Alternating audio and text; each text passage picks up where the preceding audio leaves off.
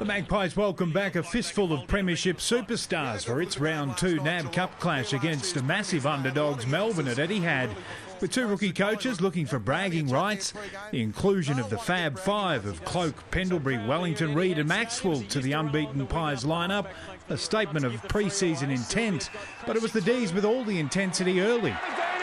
And Jones should and does kick a goal.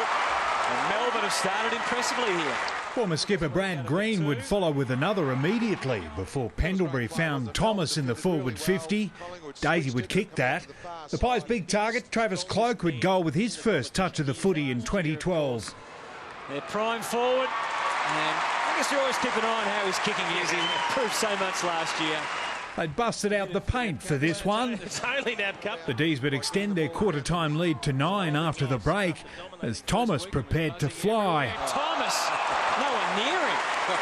You'd think opposition teams would learn that this bloke is electric. He'd goal after spreading his wings. Brad Green's Falcon not so impressive. Oh, right on the button. The Pies skipper sparing his side's blushes. Nick Maxwell, the skipper, looked awkward, but it's dead straight. They take a 1-point lead into half-time, but Melbourne would deliver early in the third. There's a bit of room for a leap from Petard. It was all set for him. He played off his man and came in and took the mark. Petard putting the D's back in front. They'd found their feet, working their way straight through the middle to find Dunn in the goal square. This is promising. And again, it's Sylvia rampaging through the middle. Well-placed ball. Dunn just set the stand his ground. Kicks the goal. And the Demons are well in front now. The Pies had subbed their superstars and Melbourne were running riot. So Stephen Martin to convert and extend to 23, the gap between Melbourne and Collingwood. Luke Rounds would break a run of 4 straight Melbourne goals. Payne would snap the momentum before Shaw broke D's fans' hearts with a super goal right on three-quarter time. Good man to have it. Goes for 9. Can you believe that on the siren? It's not going to get it. How could it get through? They would exchange goals to start the final term. Melbourne edging clear once again. Well into the 50, a wandering ball for Petard. He's been everywhere tonight. He's kicking another goal. Oh, that's brilliant. Moments later, the D's would grab more breathing space. Jones found a way through, and the captain leading from the front. A crucial goal, Melbourne's third in a row. And when Dunn kicked this monster, Melbourne looked to have their mojo back. But the Pies weren't going away just yet. So 2 regulars and a 9 would have scores level. And that's the first one down. Jonathan Segal puts it through. Luke Ball would have the final say, but this time there would be no miracle. The Demons pulling off the big upset. 9 points the difference in the end. David Murdoch, Big Pond Sport.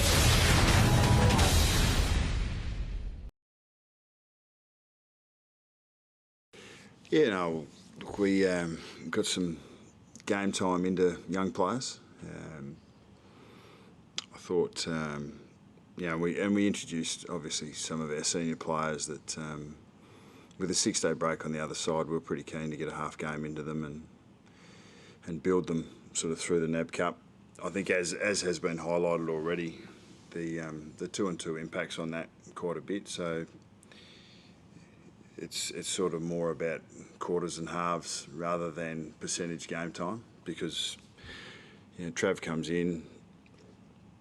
It's pretty hard to rotate through your high forward, so playing him for a half was the aim. Reedy as well as a key back.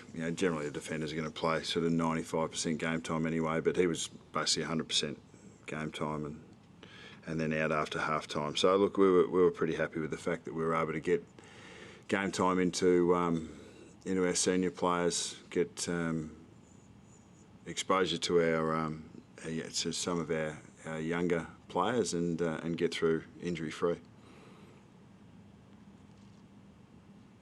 Stats here that's not happened too often with these two sides the last few years.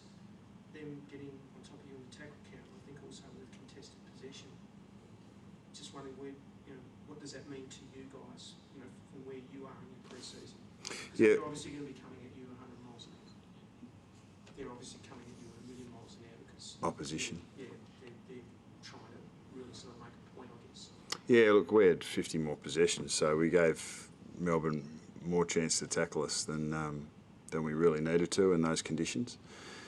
You know, when you play on Etihad, you expect a wet, slippery night, and that's exactly what we got. You know, the roof was left open during the day, but the same for both teams. You know, Melbourne outnumbered at the contest more often than we did.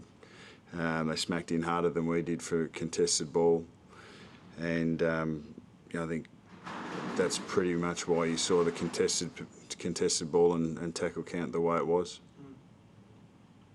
Chris Dawes in the ruck, is that something that you might see a little bit more often? Yeah, well, I think we need to have a look at that. You know, you know, Cameron Wood's still a couple of weeks away. You know, Jonathan Segler's. We wanted to see how he was going to go as a number one ruck, and we saw that throughout the second half. He wasn't too bad, but once again, Darren Jolly played a half last week, 2 weeks ago, played a half this week, and we're going to need him in 6 days' time. So to see Dawsey come in and pinch hit for 6 to 8 minutes a quarter, you know, I think we need to explore that option as the season progresses. Would the plan be to sort of replicate what you're able to do with Lee Brown over the last couple of years and make him into that sort of mobile type player?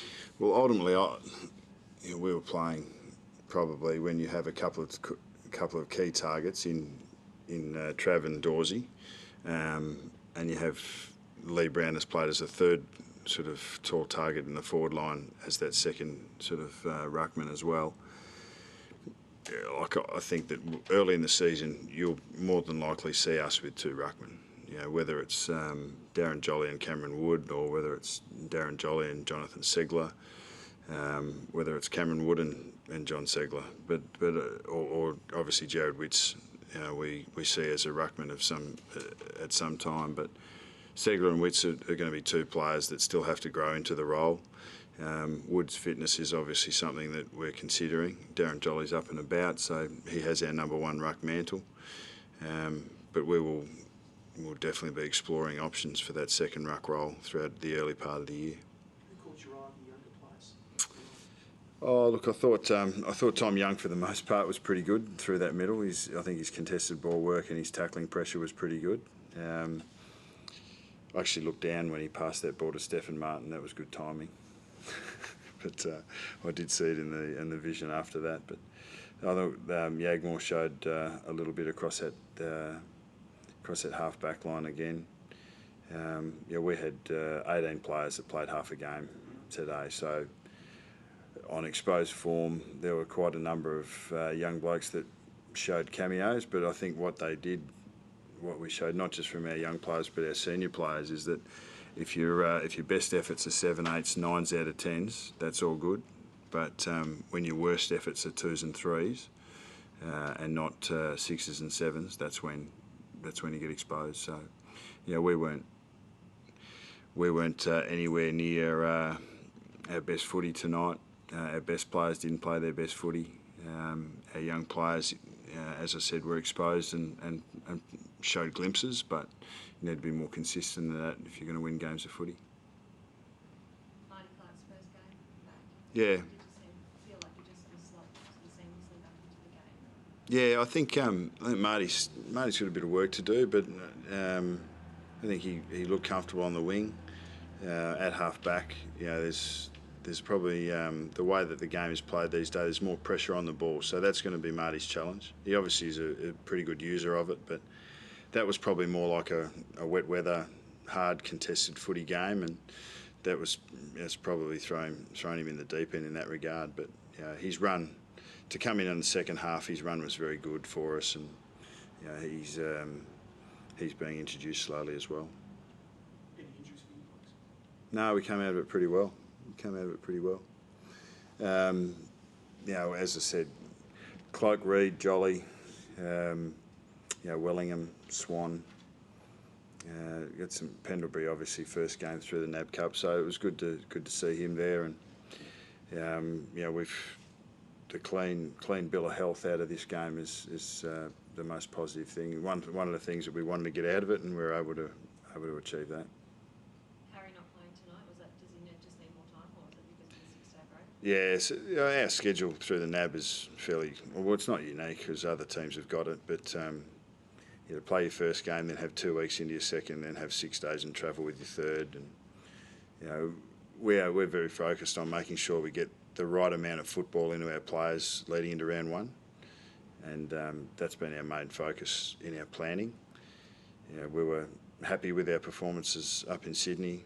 I think for the most part tonight was okay, but there's still obviously a lot of work to do, and yeah, we'll go into Adelaide and focus on that game time across the 4 quarters and build to where we want to get to in a month's time.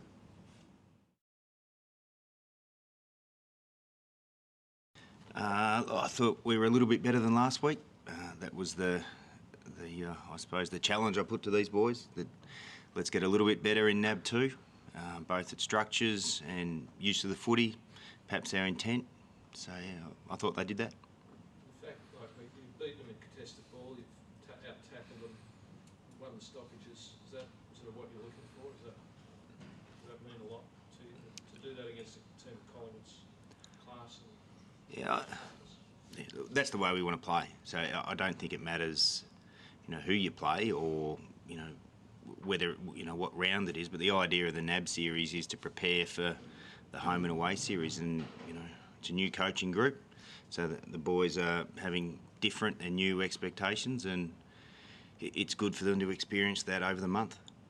How much of a boost is that hard round 2 NAB Cup? They're missing a lot of players. You're mixing and matching and trying new stuff. But just wondering how big a boost is it for your pre-season, where you do beat a side like Collingwood in stats like tackles, contested ball, come out with a good win? Oh, that's pretty hard to put a figure on it, and those sort of things are also pretty difficult to answer right now. That stuff is answered down the track. Look, we won't spend any time talking about, you know, who it was that we happened to beat and all those types of things. We'll go back and review the targets that we wanted to hit, and they were around, you know, contested footy and some new structures, and the boys will have to sit through behind the goals vision of me going through that on Monday. And how difficult are you, or how easy are you finding the adjustment under the new coaching? For me personally, I love it because that contested brand of footy, it suits how I play, and I think a lot of the boys, we've had a pretty gruelling pre-season, so we're prepared pretty well for it, and it's just good that we performed 2 weeks in a row, especially coming back from last week, and we're just looking to improve again next week. What's the major difference that you're detecting now out on the ground? Probably amongst the boys, just the communication and structures, and we're working together better as a unit, and obviously the intent and competitiveness and guys willing to put their head over the footy is really impressive. James Magner and Tom Couch have obviously been 2 standout rookies. What do you take from what you're seeing with them? Well, both those boys have come in the hard way, obviously playing through the VFL system and spending a fair bit of time there, and they're just hungry for an opportunity, and they don't leave any stone unturned, just the way they train and prepare, and yeah, they've been pretty inspiring really, because it didn't come easy to them, but we saw tonight that they can perform at AFL level. Just a word from the coach on especially Magna's performance tonight. 7 clearances. Stacker considered like he was really good in it. Yeah, he was. Look, that's the way that Jimmy's played his footy.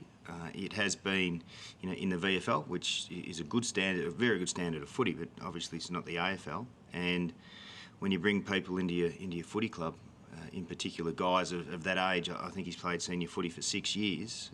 That's where he plays. He's a clearance winner, so we need to put him in there and see how he goes over pre-season. So he's aware of where he stands. You know, we were able to elevate 2 rookies for the entire year. One because of the fact that we have 1 veteran, one because we have Max Gawn, who will miss the season due to a knee reco. And we've also got Jake Spencer, who's on the long term, which may allow us to put a 3rd one up. So those boys are aware of that, and you know, we'll make some decisions on that at the end of the NAB series.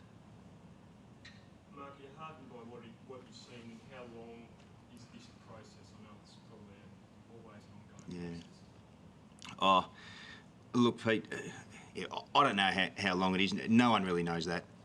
You know, we're miles, you know, we're still a fair way away from the start of the home and away season. Look, I'm I'm happy because I think that tonight's result was a little bit better than last week's, and the amount of times that we stuck to the structure that we want at stop plays was better this week. And our tackle count, although we played in monsoonal conditions, we lowered our colours last week and we got back on the positive point. So yeah, they're things that are pleasing. Just on radio, had Malthouse and Wayne Carey been pretty sort of strong with their comments on Jack Watts, and there's nothing new there. We all know that he's had a big target on his back. Yeah, he has, hasn't he? Whole way through his career. But just can we get a comment from you on how his pre-season's going? Because there's some pretty strong comments on the radio about him tonight. Yeah, well, I can't make a comment about what those two guys have said because I haven't heard them. Although there's a few premierships between those two, and they do know what they're talking about. Look, I see Jack as a very talented young footballer who's played 40 games, and people talk about his whole career. Well, his whole career is about 2 years long, and he's got a lot of talent. He's got some special talents. There's not too many players that can influence a game with low possession counts. I think he can. He's certainly being asked by me to play perhaps in a different way to what he has in the past. That's okay. He's still got clearly a developing body. He's going to get bigger over the years. He's got some tricks. I thought his defensive work tonight was really good. I think he had a high inside 50 count for someone who a lot of the time was playing deep, so he makes the most of his opportunities. He's been through a bit, I think, over pre-season. I think I said one comment in October that's been replayed about 35 times, so it seems as though I talk about Jack all the time. He trains really hard. He's a good young talent, and I'm pretty happy to have him on our list. Where do you think you sit, Nathan, in the competition going into this season, on what you've seen just in the first 2 games? Well, it's pretty 13th, Pete, I'll grab that one. I think we finished 13th last year. We'll start there, roughly. Or you can look at the other way. We're all either even on the bottom, I reckon, Jonesy, at this stage. What do you think? Yep.